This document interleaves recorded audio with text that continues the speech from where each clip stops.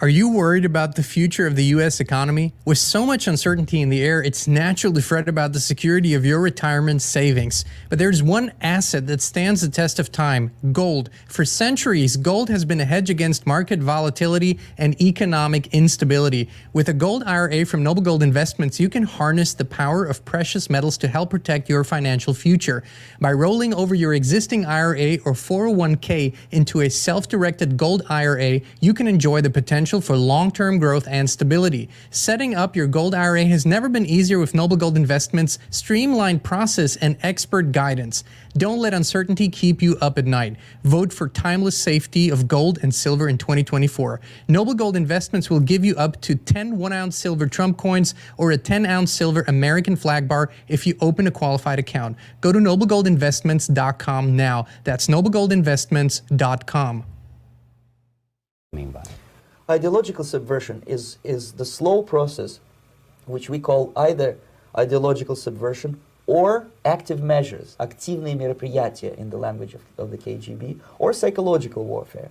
What it basically means is to change the perception of reality of every American to such an extent that despite of the abundance of information, no one is able to come to sensible conclusions in the interests of defending themselves, their families, their community, and their country. It's a great brainwashing process which goes very slow, and it's divided in 4 basic stages. The first one being demoralization. It takes from 15 to 20 years to demoralize a nation. Why that many years? Because this is the minimum number of years which requires to educate one generation of students in the country of your enemy, exposed to the ideology of the enemy. In other words, Marxism-Leninism ideology is being pumped into the soft heads of at least 3 generations of American students without being challenged or counterbalanced by the basic values of Americanism, American patriotism. The demoralization process in the United States is basically completed already. For the last 25 years, actually it's overfulfilled, because demoralization now reaches such areas where previously not even Comrade Andropov and all his experts would even dream of such a tremendous success. Most of it is done by Americans to Americans, thanks to lack of moral standards. As I mentioned before, exposure to true information does not matter anymore. A person who was demoralized is unable to assess true information. The facts tell nothing to him. Even if I shower him with information, with authentic proof, with documents, with pictures, even if I take him by force to the Soviet Union and show him concentration camp, he will refuse to believe it until he is going to receive a kick in his fat bottom. When a military boot crashes his balls, then he will understand, but not before that. That's the tragic of the situation. The next stage is destabilization. This time, subverter does not care about your ideas and the patterns of your consumption. Whether you eat junk food and get fat and flabby, it doesn't matter anymore. This time, and it takes only from 2 to 5 years to destabilize a nation, what matters is essentials: economy, foreign relations, defense systems. And you can see it quite clearly that in some areas, in such sensitive areas as defense and economy, the influence of Marxist-Leninist ideas in the United States is absolutely fantastic. I could never believe it 14 years ago when I landed in this part of the world that the process will go that fast. Normalization is a cynical expression borrowed from Soviet propaganda. When the Soviet tanks moved into Czechoslovakia in '68, Comrade Brezhnev said, "Now the situation in brotherly Czechoslovakia is normalized." This is what will happen in the United States if you allow all these schmucks to bring the country to crisis, to promise people all kind of goodies and the paradise on earth, to destabilize your economy, to eliminate the principle of free market competition, and to put a big brother government in Washington, D.C., with benevolent dictators like Walter Mondale, who will promise lots of things, never mind whether the promises are fulfillable or not. Your leftists in United States, all these professors and all these beautiful civil rights defenders, they are instrumental in the process of the subversion only to destabilize the nation.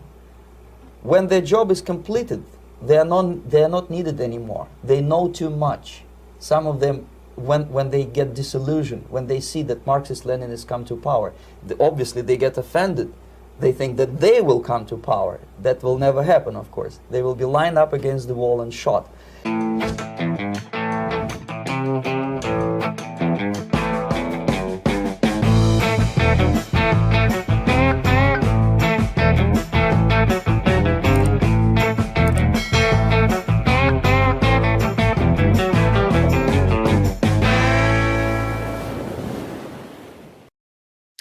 Hey, Inspire Tribe, my fellow freedom lovers. It's John Nolan here. Thank you so much for tuning in. It is Thursday, August 15th, 2024.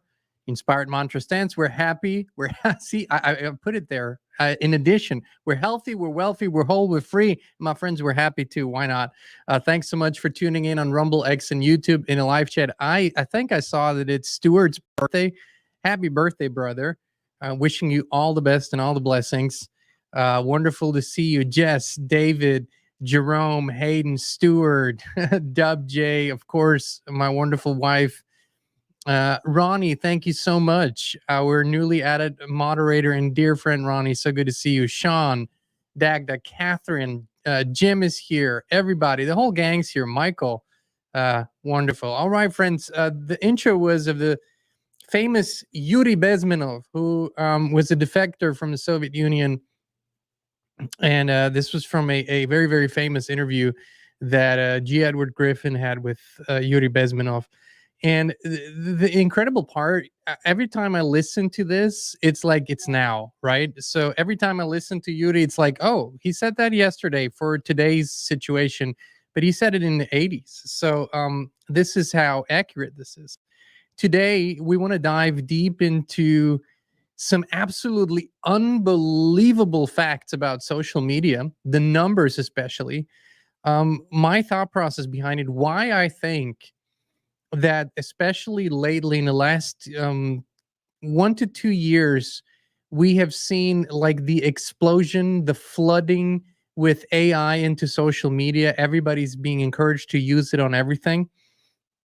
And the programs that are being used to absolutely 100% influence you, to distract you, to push you in certain directions, and to keep you from actually going into the space where your true power lies. So that's the journey we're going to take. And I want to jump right in with some of the most unbelievable social media stats I've seen.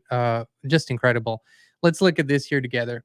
So there are 500 million posts created on X daily. 500 million. That's roughly 182.5 billion posts per year. Now, I couldn't believe that when I saw it. And this is according to various sources. They'll be in the footnotes in the end here.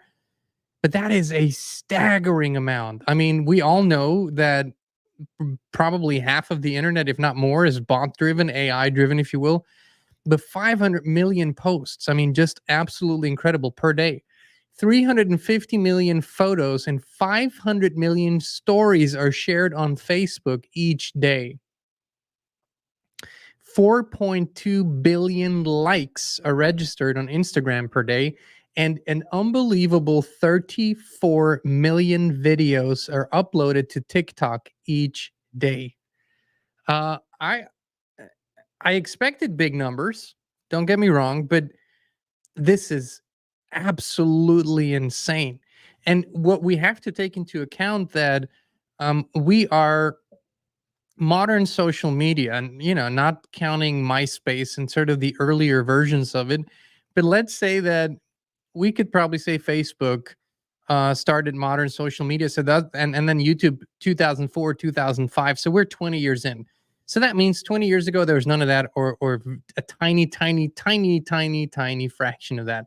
But this is where we are, a staggering amount of data that's coming through every day. 262 million hours of video content are uploaded to YouTube each year. Now, 262 million hours, my friends, not videos, hours of video. And just imagine that we don't even get to an hour on usually on our live streams here. So we're somewhere between the 40 and 50-minute mark. That's not even an hour that we contribute per day. I mean, it's incredible. The top social media platforms create trillions with a T of impressions per year, which means when people are just scrolling, right? So whenever they see it for 0.1 second in their feed, it's called an impression. We're talking about trillions. The average time spent on social media is 2 hours and 31 minutes per day worldwide. That's the average. And we have sources like Sprout Social, Data Reportal, Social Pilot, Social Insider, and a few others that we combined and found similar data. So the reason why this matters is I have asked myself, the increase, by the way, in the last 2 years, and especially the last 4 years, I shall say, since 2020, has been exponential. The increase in video creation, of course, when people were locked down in 2020 and 2021, um, everything social media, everything internet exploded. Reels, shorts, TikToks, and whatnot, were born or were reinvented. So this was a expected sort of surge. But then I started asking myself, what is why is the space being flooded? And there are now thousands of websites and platforms that allow people to create video content, which is the number one content now is videos.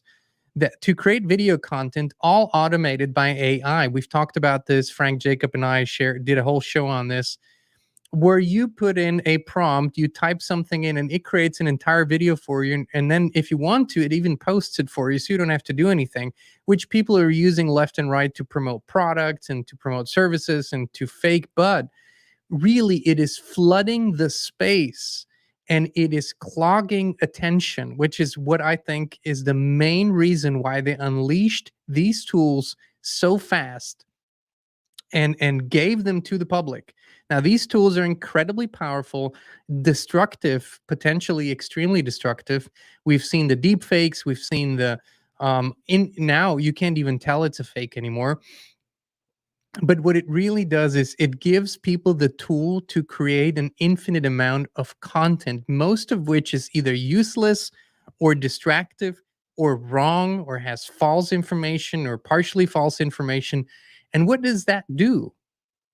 It creates an addictive behavior among people, even those who are actually seeking to find truthful information. And this is exactly what this wants to do. And we always have to think when we look at these platforms, they're not just owned by the, if you will, the financial elites. But if you truly go to the origins, you will find that they were all initially financed and oftentimes directly started by organizations like In-Q-Tel, which is the intelligence, CIA, and other communities arm that develops all these software and social media platforms and whatnot. And so we have to see that behind all of this is an orchestration. What is the orchestration? The things that we've been talking about, the reshaping, restructuring of society. So for that, you need to establish certain factors. First, you need to control the information sphere. Now, they have lost that seemingly through mainstream media because so few people tune in. I mean, it's down to the single digits now, but people haven't stopped consuming information. They've just changed their behaviors. So they go to Facebook, they go to TikTok, they go to YouTube, they go in certain instances to Rumble and alternative platforms, but they go to those platforms to try to find what they would deem truthful information. So then we have to ask ourselves, is this information that's out there mainly individual driven, which means people like me and you and others who post stuff and post videos and create content and create news and whatnot? Or is there an organizational factor to this? So let's look at just some of the initiatives and programs that our friends in DC and Virginia and Langley and those places have in place to manipulate the flow of information online. So these are various programs that we can find through FOIA requests, Freedom of Information requests, or whistleblowers, and even public documents. So number one is something called Operation Earnest Voice.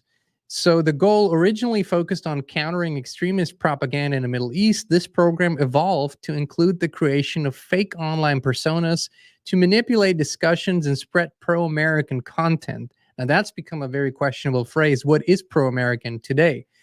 The tactics: use of sock puppet accounts to post on forums, social media channels, and websites to influence regional opinions. Sources are information about OEV has come to light through whistleblowers and investigative reports from journalists. Another one, and you might know this was the Smith-Mundt Modernization Act. So the United States government had a program in place from the 40s, late 40s, where they were allowed to spread propaganda everywhere in the world the way they wanted to, except for domestically. So they officially couldn't do it through American news programs, radio programs, newspapers, and such. But in 2012, that was modernized under the Obama administration. So the goal: this law allows the U.S. government to disseminate propaganda domestically as well as internationally. So the domestically part is really important. The international part was sort of normal military and foreign strategy. Every country has it, right? They have strategies to place information into the news cycle that might be beneficial to their country, but might not be truthful. But domestically, this was officially speaking, a huge step where a military or intelligence community or government said, we're going to use openly mis and disinformation tactics on our own population, and we are going to codify it into law. So previously, U.S. government-funded media content could not be broadcast to American audiences. The act modernized the U.S. Information and Educational Exchange Act of 1948, giving the government more freedom to craft messages for social media and other platforms that might indirectly shape public opinion. So here we have it, right? This is basically a law that allows for that, that gives the government permission. FOIA requests have clarified some of the strategies employed since the act's passage, revealing domestic-focused propaganda efforts. So this is, it's nothing less than when you were, if you went to school in Central Europe, if you went to school in America, Canada, you probably learned about the propaganda tactics of the Soviet Union, of the Chinese Communist Party and stuff like that. And you learned that they would use lies and propaganda on their own public to manipulate them. And this was sort of a sign of an tyrannical or at least autocratic regime. And that's how it was taught in school. Now you have to take into account that this has been going on, of course, unofficially much longer, but officially it's been going on in the United States for decades now, and it's happening all the same.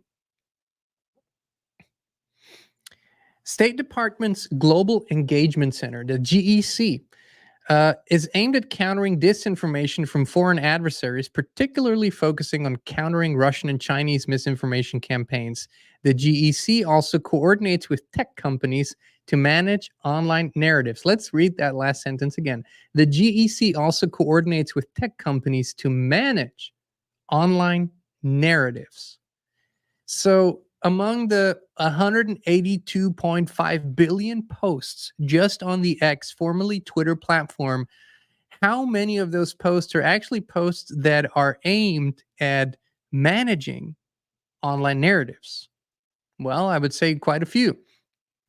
They partner with tech companies to identify and counteract disinformation on platforms like Facebook, Twitter, and YouTube. So that's X now, not Twitter anymore. But the question is, what do they deem misinformation or disinformation? From 2020 onwards, onward until now, I think a lot of people have seen how pervasive this campaign was and where the true mis and disinformation was actually coming from. FOIA requests and internal reports have provided details of GEC's activities, including online efforts to shape public opinion. And these are sort of sentences that we just glance over: to shape public opinion. Now, right, what right should or does a government have, maybe constitutionally speaking, to shape opinion?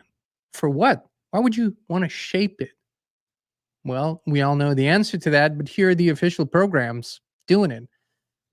Operation Mockingbird. I mean, that's the one that, remember, where you had the media compilation of all the local news outlets and they said the same sentences and then they were overlaid in this compilation and you could just see how it's all coordinated, how it's all one voice. Well, it's Operation Mockingbird, which is, people thought it ended, but it didn't.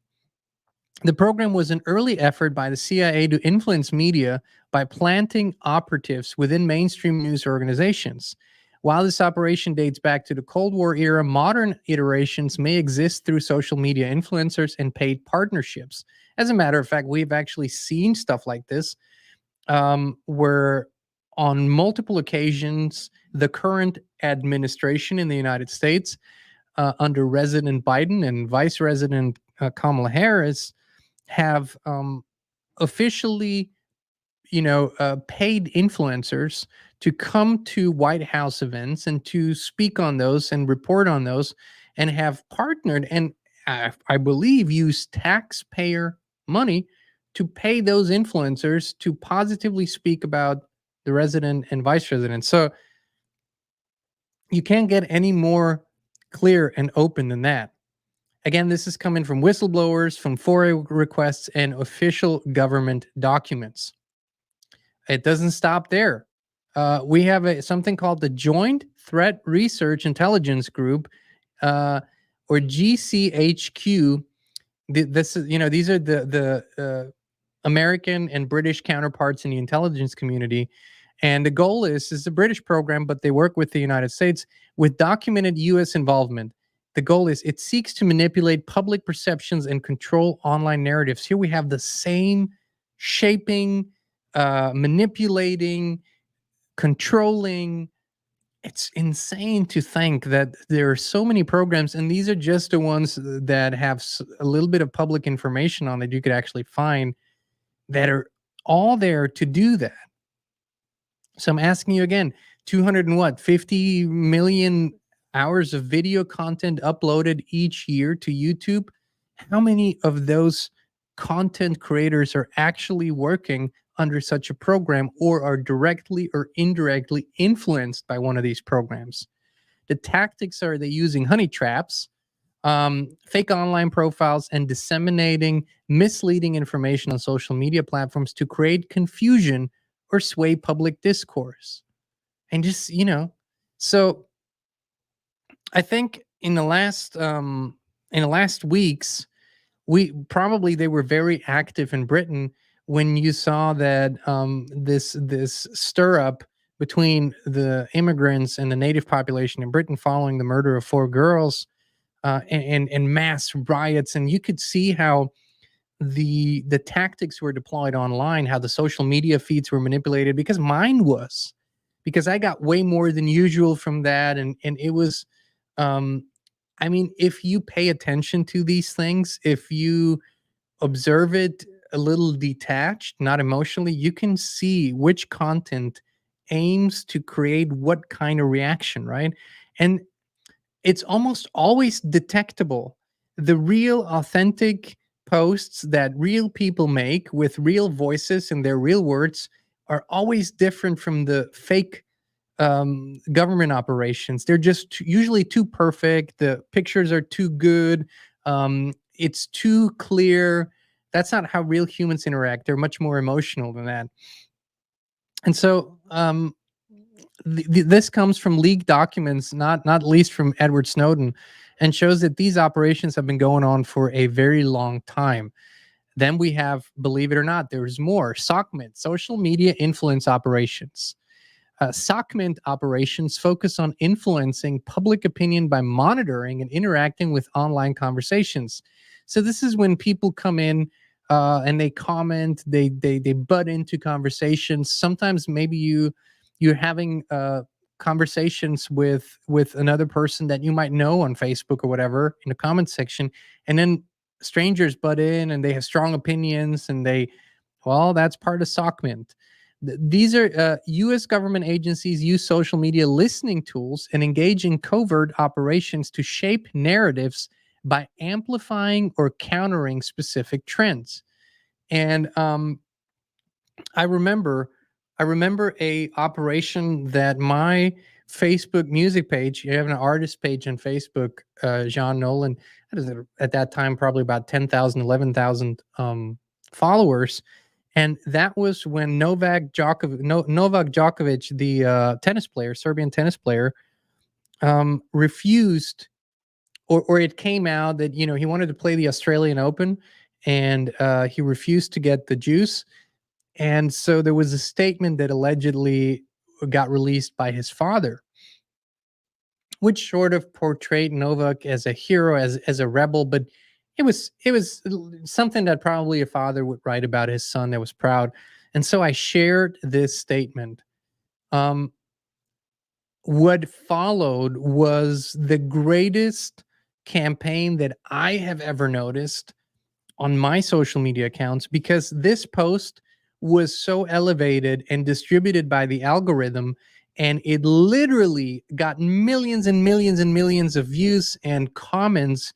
And the vast majority of comments were coming from a lot of fake accounts, if you looked at them, and they were all against Djokovic, against his stance on the juice and whatnot. And they were all about how Australians have the right to deny him entry into the country and all that. But I could in real time watch such an operation play out on my Facebook page, and how brilliantly it was done, but also how demoralizing it was to all the people who wanted to support Djokovic, who wanted to support the greatest tennis player in recent history, by simply saying, I have autonomy over my own body. My goodness, I could watch this play out. I believe it was a SOCMINT actually operation that we watched. Facebook and Twitter content moderation partnerships. It doesn't stop, friends. It's insane how many there are.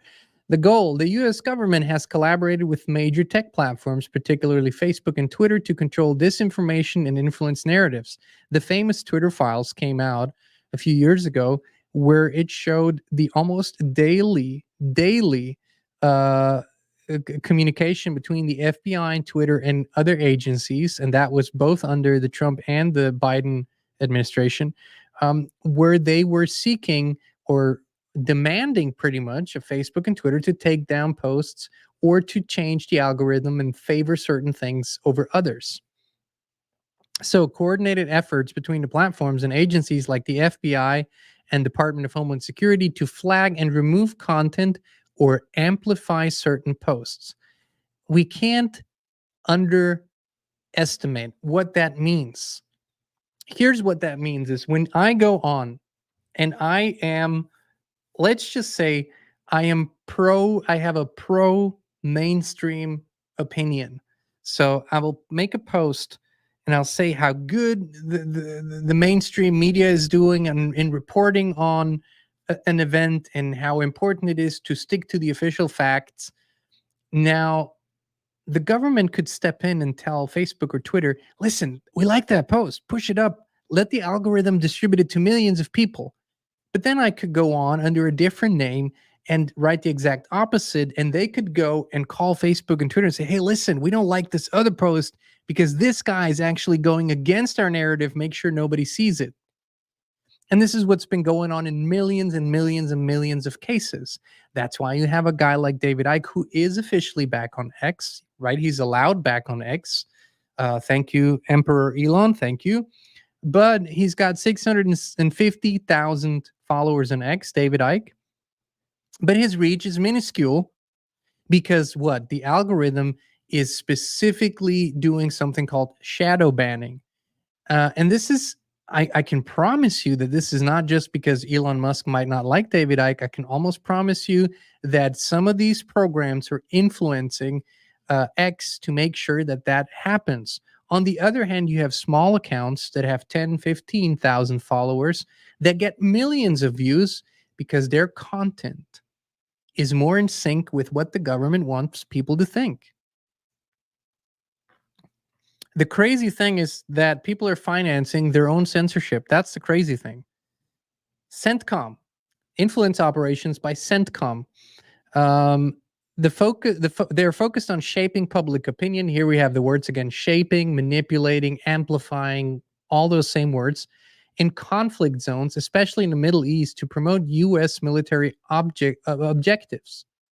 Of course, what does that mean today when you have social media platforms that are worldwide? Where do you draw the lines? Of course, that same propaganda is going to reach all over the place, not just in the Middle East. CENTCOM used social media platforms, including Facebook and Twitter, to post pro-U.S. military content and counteract opposition narratives. Again, this comes from FOIA requests and influencers and whistleblowers. Does it stop there? No. We also had NSA and have NSA social media monitoring. The goal: monitoring global communications and metadata for patterns of influence and manipulation, which can be used to counter foreign and domestic threats. It's of course not defined what a threat is. A threat to what? A threat to the narrative, a threat to a story, or a threat, actual physical threat to someone. The NSA works closely with platforms to monitor disinformation and may engage in subtle influence through information dominance tactics. So what they can do is they can go and deploy their bot farms and start posting hundreds and hundreds and hundreds of posts that say the same thing at the same time, trigger the algorithm, and start a narrative. It is absolutely incredible that I could have gone on and on and on with these programs, and how they, and how they influence all of us. Now, the difficult thing is, here's the thing, that the companies like X and Facebook and Instagram, even if they were independent, even if they didn't have intelligence background, even if that were not the case, now what are you going to do? You run a big company, you have hundreds, maybe thousands of employees. These companies have, to a certain extent, government contracts. What do you think they're going to do when a government agency calls and says, hey, we need you to do this, or we need you to do that? Do you think, really think that Mr. Free Speech czar Elon Musk, who's holding, I think now, hundreds of billions worth of government contracts, will deny the government's request to ban or remove or hide certain content? Of course not. Of course not.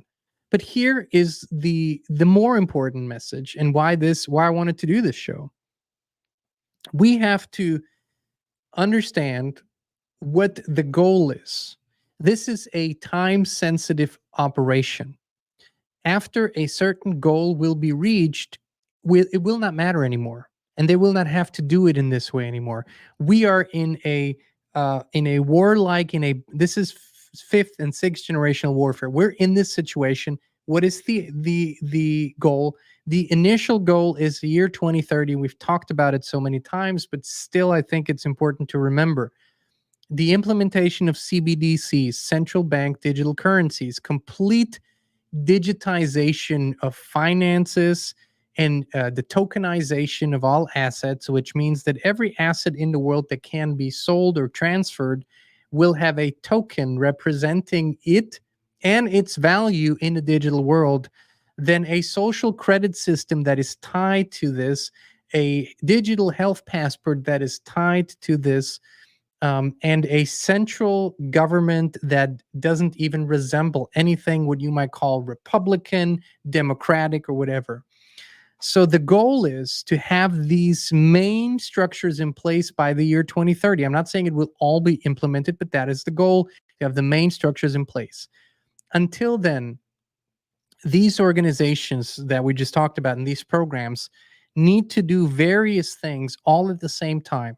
They need to shape public opinion constantly. They need to be able to control the opposition so that even those who are opposing forces don't get too far out, but can be reined in and directed into certain desirable directions.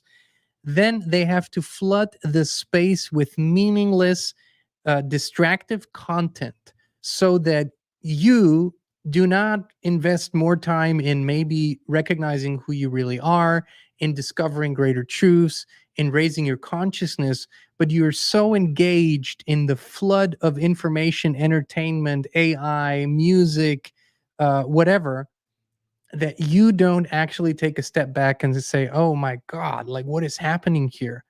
Who's doing all of this? There's a force behind all of this, and there is a force behind all of this.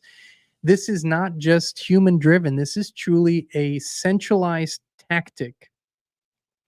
Once these structures are irreversibly in place, if we allow it to happen, then that will stop in this way that we're seeing it now, because it won't be necessary. It won't be necessary to do that any longer. The structure will prevent you anyways from rebellion or from critical thinking, right? Because that will become increasingly less possible in their dystopian world order. So the irony that I'm presenting this to you on a video platform, and that we're using social media to disseminate this information, is not lost on me. And as I've said many times before, I don't identify with these platforms. We are not YouTubers, we're not Xers or anything like that. We're simply using the tools at hand to bring out important information as quickly as possible. So what is the solution? Well, to use this digital space and these platforms very focused, very consciously, and only to the degree that it's necessary. Don't make them your life where you live, where you are unconscious, where you scroll for hours and hours and hours, not even knowing what you're scrolling for. Also, uh, how do you wisely pick sources, voices online, channels, websites, whatever, that you connect with and that you actually, to a certain degree, trust the information, even if you later go and verify it, which I would always encourage you to do. Take all the stuff that I shared with you today and go verify it for yourself. Don't just believe me. I don't want you to do that. How do you pick those voices? Well, because of the flood of information and because of the flood of content, you can't just use your critical thinking skills. That's just one part of the equation. The most important part of the equation is actually daily tuning in. So I encourage everyone to start their day by connecting with their highest self, connecting with divinity, if you will, with prime source creator, because that is intuitive connection. So when that is active and when you are able to listen to it, it quickly tells you yes, no, yes, no. It doesn't mean that it will tell you down to a T the entire truth, but it will give you a clear intuitive notion. This is someone, or this is something I connect with, I resonate with, resonance being in a similar vibration, or I don't. And that becomes so important because that's, for example, that's my compass. So that means I don't I don't waste hours and hours on watching 15 videos of someone before I make up my mind about whether I would listen to them or not. I tune in, I tune into them, and it gives me very quickly an overview of their level of authenticity, their level of consciousness, and their level of intent, right? So I quickly gather that on an intuitive level. And when these don't check out, I don't care who they are, I don't care how big they are, and I don't care who endorses them. I do not mess with that. And so then all of a sudden, the 260 million hours of content are not a problem to sift through, because you do it with a sort of your spiritual sense, with your sixth sense, if you will. And it's much easier than to just focus on the information or the sources that you are in sync with, and drown out the rest. Of course, that's not what they want you to do. They want you to stay on these platforms every day, all day. That's why they provide them to you for free. What you are paying with is all your data, all your attention, and potentially with your consciousness if you're not careful. So, we could go deep into what kind of data they're gathering on you, how you are agreeing to that. Some of you know that, some of you probably not to the degree. But if we had to read, I read this today. I think Patrick Webb wrote this on Technocracy News. If we had to read all the user agreements that we agree to on a yearly basis, we would spend an hour a day reading user agreements. Now, I read most of them, but I do sort of diagonal reading, so it's not the way it should be. So we have to sort of comprehend that we're using these tools right now as a means of using their weapons against them to help us disseminate certain information. But more importantly, I would encourage everyone who's watching to step back more often, to go into a little bit more of a quiet space, to go within, to go into connection with loved ones, with animals, with the natural space, to regain this every day, this sense of authenticity. It's going to get way worse on the social media platforms before it gets better. um, when I do research, for example, into what the current newest developments in AI are, which it's so rapid, it's almost insane. But when I do that research, what happens right after is that all my social media feeds are flooded with AI apps and software that they want me to use and sell to me, and that gives me just uh, sort of an even deeper understanding on how insane all of this has become.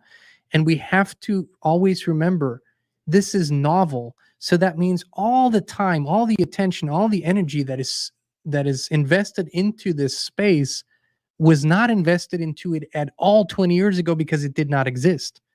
So imagine how much time and space we freed up to use for this. So when people say, I don't have time, I don't have the capacity to start a new project or to do something I would love to do, maybe we need to rephrase that and go, okay, how much time can I actually pull away from this and still know what I need to know and invest in the things that really matter, developing my inner strengths, developing skills that are actually necessary for life, um, developing relationships that nurture me and nurture others, developing community that strengthens me and the entire community.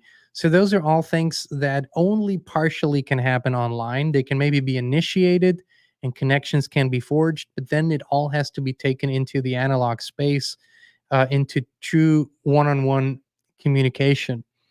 These programs are increasing by the day now, and as we see in the UK, this goes beyond influencing. It goes beyond controlling. It is now, they've had this on the books for a while, but they've announced it with the recent riots that people who post what the police force may deem hateful or that could lead others to have racial hatred. It's so vague. These people are getting arrested, questioned, arrested, and sentenced. And so we are in a minority report kind of state where a crime doesn't have to happen anymore. You don't even have to intend to commit a crime. You can simply say something that someone in their fragile and maybe disturbed state of mind might deem offensive, and you can be on the hook. So we have to become much more human again in so many ways. And for me, it helps me to see these stats. It helps me to see these staggering numbers. It helps me to see the list of programs that are engaged, that are trying to pacify us, lie to us, manipulate us, so that we do not do what? What are we not supposed to do? Become those individual critical thinkers that love freedom, that love family, that love community, that talk to each other, that realize that we're much more alike than we're different, that create friendships and bonds beyond racial and religious lines and political lines. So that's what they don't want us to do. That's why all the content out there, which, imagine if the government, which shouldn't do either, but imagine if it used all those resources to educate people on our incredible abilities that we have, our spiritual truths, our um, you know b- abilities like telepathy and abilities like, I don't know, levitation. If it was if it were would educate people on how to grow organic natural food, on good diet. I mean, imagine if all these resources were just used to do that. It would still be manipulation. It would still come from the government, which I don't think should be done. But that's what could be done too. They could actually teach people to meditate, to pray together, to overcome these fault lines. No, they're fueling them. They're instigating things. They are wanting us to stay divided, because divided we're weak and united we're strong, and that's always been the case. So this is why such information can help us get a broader perspective, bring us closer together. And I would encourage you more and more often that if you have a conversation with someone who's intelligent or articulate, but they seem to be on a different spectrum, maybe politically, to just focus on a few subjects that unite you more. You wouldn't believe, and I shared this with you before. I did a little bit of research on the top 5 values of the Iranian people, the top 5 values of the Chinese people, the top 5 values of the Russians, the Germans, the Americans, the Canadians, Italians. Guess what? We have an 80 to 90% overlap in values. Yes, the crazy Iranian people. Yes, the crazy Russian people, the crazy Chinese people. No, listen, guess what? They want the same things that you and I want. Their top 5 values are 80 to 90% the same ones that ours are: family, health, peace, uh, happiness. Wow. So that means we're much more alike than we're different. And the wannabe controllers are afraid that they're losing the one thing that keeps them in charge, is us fighting amongst each other. And when we unite amongst each other, by the way, we won't have to fight anyone anymore, because that will automatically go away. By us uniting, by us becoming friends, by us becoming closer, that will go away. That will have no more chance. Alrighty. Also wanted to invite you to a special event. It's a free webinar. Let me show this to you here. By our friends at FLFE, they are have created an incredible update to their service. They will share all about it. But the number that I heard is that they have reduced, through this new update in their program, the EMF effects by another 40%, in addition to what they already had, which is incredible. So there's a free webinar on Saturday, August 17th at 12 p.m. Eastern. And you go to, I made this shorter for you. Go to tinyurl.com/FLFE webinar, or the links in the video description. They'll talk all about it. The founders, Jeffrey and Clayton. You'll hear some real testimonials and the studies they have done. They'll talk about the science, and you'll also get the ability to ask questions. which is, like we've said many times before, FLFE, Focused Life Force Energy, a non-invasive spiritual quantum technology that is, in our view, after a year now of deep, deep, deep study and lots and lots of conversations with the founders, one of the most important services in the world today.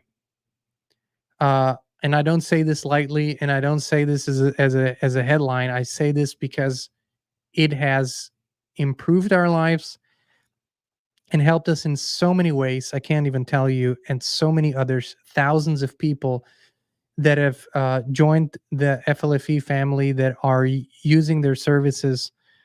And the beautiful thing is, I mean, you can, if you haven't yet, you can give it a try for free, no credit card needed, 15 days, no strings attached, no subscription, no device, no download, no nothing. The link's also in the description. You can start your trial.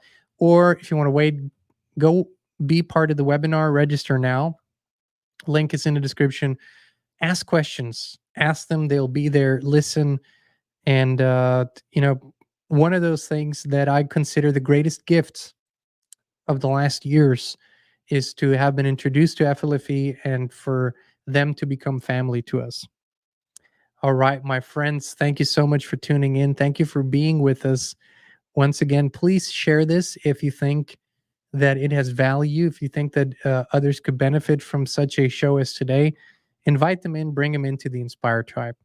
All right, much love, many blessings, and we'll be back with you again very, very soon.